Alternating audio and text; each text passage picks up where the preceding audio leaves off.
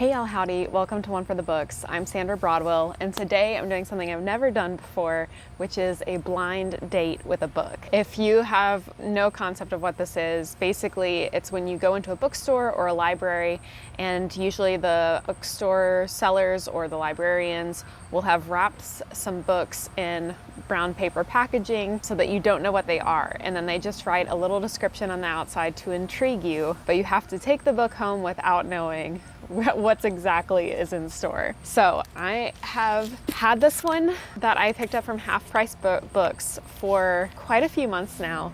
I actually grabbed it last year, and I've just not had quite the right time to dive into it, but now seems like the perfect time. So I picked this one up because of the description that the bookseller put on the outside. It says, fiction for fans of Station 11 and Never Let Me Go. I have not read Never Let Me Go, but I loved Station 11. I'm pretty sure Never Let Me Go is also sort of like a dystopian or post-apocalyptic. I believe, well, Station 11 is an apocalyptic / post-apocalyptic story, and I think Never Let Me Go is kind of along those same lines or perhaps dystopian. Then it says 3 timelines: the past, 1852, present-ish, 2008, and future, 2098. I always enjoy seeing like different timelines and stories and how they interweave, or why the author chose to tell the story through 3 different times. It says bonds between parents and children, and the final bullet point is beekeeping as a connecting theme. So you can see the notes that I'm going off of here. So this is why I picked this book up. I have absolutely no idea what it could be, but I've always loved the idea of beekeeping. I have always had a fascination with insects, and bees are very cute. So now's the time we're gonna figure out what this is together. Okay, I'm gonna open it here so you guys can see. Oh, it's yellow. Oh, The History of Bees by Maja Lundy? I've never heard of this. It says it's a #1 international bestseller though. Let me see, when was this written?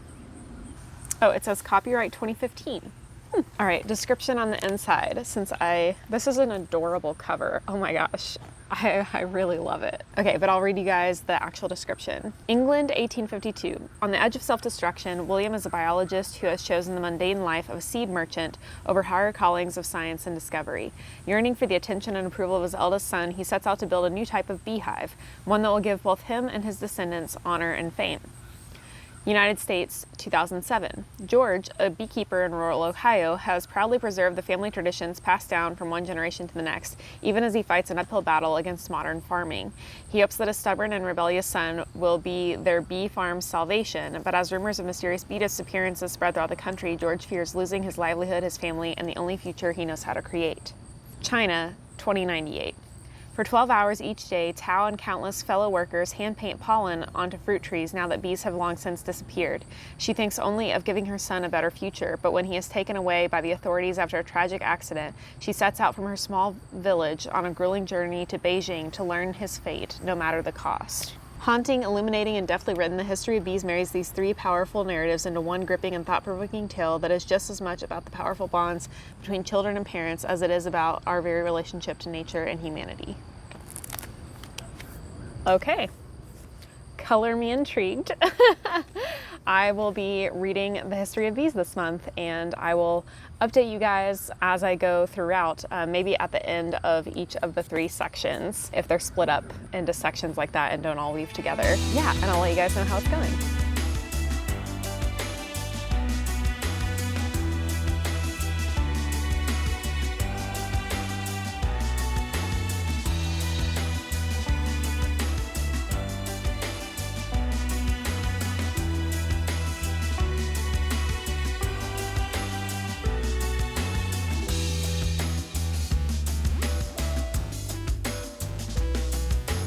Hello. I am currently on page 185, so I'm about a little over halfway through the book. I have mixed feelings so far. As you know from the first clip, this is following 3 different characters that are somehow all related to bees and like focusing on like a parent-child relationship. So there is the guy from the 1800s. He has like 8 children. I think all of them are girls except for one. And for some reason, he doesn't really seem to care about any of his daughters. He really only cares about his son and what his son thinks of him. But he's really not involved in his family life at all. He's like depressed. He never gets out of bed. He really thought he was going to be like a natural scientist and then got too, I guess, absorbed being like a provider for his family and never got to like live his dreams of being a natural scientist and studying insects. At this point in the book, he has kind of gotten reinvigorated for life and is finally like up and about, and he's decided he wants to design a better beehive. That's like really the only thing he cares about. He wants his son to respect him and to think that he is not just like a loser who stays in bed all the time. The like kind of modern day-esque character is set in 2007. He is a farmer and he owns a ton of beehives and like drives them around to different places around the country to pollinate other people's crops and things with his bee population. His son is in college and he really wants his son to come back and take over the farm when he is done with college. And his son pretty clearly doesn't want to do that. He has no interest in the farm. He like wants to get a doctorate in like writing or English or something. And so it's like this guy, the character, is like really struggling to cope with that idea and how to connect with his son and make him see how important this farm is. The final like future character is a woman with a 3-year-old, and it's like a dystopian kind of Chinese future where there are no more bees, and her job is to climb trees every day with a little like baggie of pollen, and she like paints the pollen onto each individual flower on the trees to make fruit grow so that they can eat. And that's pretty much the job of like most Chinese citizens, is like to try and grow enough food without bees. And so like there's tons of rampant poverty. Things are pretty bleak. At this point in the story, she got a day off of work, and her husband and her 3-year-old went to like have a day off. They went into the woods and something happened to her child. He stopped breathing and they tried to rush him to the hospital. And now that the child's at the hospital, they won't let her see him. They won't tell her what's going on. They said they transferred her child to Beijing, which is like really far away from where she lives. And they just aren't telling her anything. She's not even really sure if her child is alive. So there's lots going on, but like it's all very slow. None of the characters are particularly interesting, I guess, is my issue. So like I'm intrigued the most by the like future dystopian world. I think that one's like really interesting just because there's like a mystery element to it, but the other two are just kind of like sad men living sad lives type of narrative. So I'm like not loving it as much as I hoped I would at this point, but I'm still intrigued to see where it's going. I have a feeling at this point it's probably going to be about a 3-star read, but just look at how gorgeous this cover is. Like I can't stop looking at it. And I've even had several other people comment on what a great looking book it is since I've been reading it. So yeah, cover designer, 2 thumbs up. Author, yet to be seen. All right, I will check in with you guys once I finish the book. But oh, I forgot to mention, I'm wearing my bee earrings today. Look how cute these are.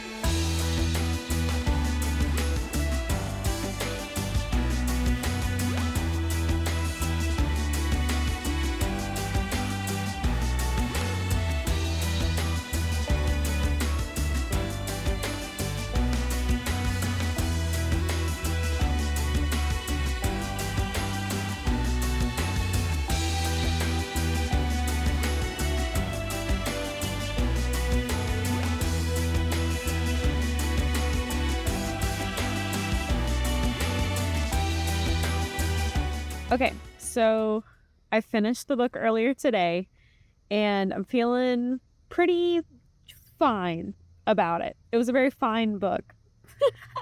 I had no strong opinions really the entire time I was reading it. Yeah, it was very fine.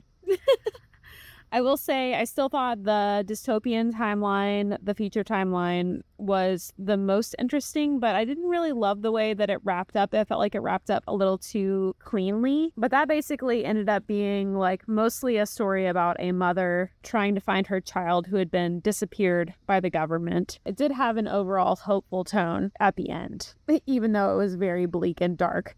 The other two timelines were really just about sad men living sad lives, and mostly that was their own fault for being like, the reason their lives were sad was because they were estranged from their children and refused to make any effort whatsoever. So they were very hard to care about as characters. One of them, the one from the earliest timeline, was more mental health related, but the other one was just because he was like a stubborn man, and they were both kind of that way. So had a hard time caring about them. I think the writing was good. I would be interested to see like potentially another book put out by this author in the future. I think it was a good debut. It was solid. It was very easy to read. It went quickly. The chapters were short and like spaced well. Like, I thought the pacing was good and everything like that. So technically, I think all the things were there. It just wasn't like super engaging at any point. So anyway, that was my first ever blind date with a book. And like, as far as like a blind date with a book goes, it was solid. It had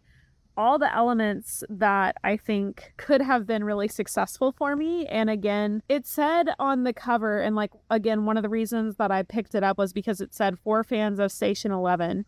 I actually think it was way more similar to Sea of Tranquility by Emily St. John Mandel. I can't speak to how similar it was to Never Let Me Go, which was the other comp title that it used, but overall, I think I wouldn't necessarily recommend this book, but it was solid. If you have a particular fascination with like beekeeping, maybe pick this one up. Overall feelings on Blind Date with a Book, I would do it again. And it made it, I think, extra fun. Just like the experience of picking up a book, not knowing what it was about, and just seeing how it went. I haven't done that in a long time. Almost all of the books that I read these days are like books that I have heard some level of hype about, and I knew absolutely nothing about this book. Even after unwrapping it, I had never heard of this book, and I think that made it like a fun experience. So would recommend, would do it again. Let me know if you enjoyed this vlog in the comments down below, and maybe I'll try to make it a priority to do one again soon. If you've read this book, please let me know and tell me what your thoughts were on The History of Bees. Or if you haven't read The History of Bees, but you have done a blind date with a book before, let me know in the comments what your blind date turned out to be and if it went well. Was it a good date or a bad date? Thanks so much for tuning in and hanging out with me for a little bit today. As always, please be kind, read books, and hit the subscribe button below for more bookish content to come. I'll see you next time.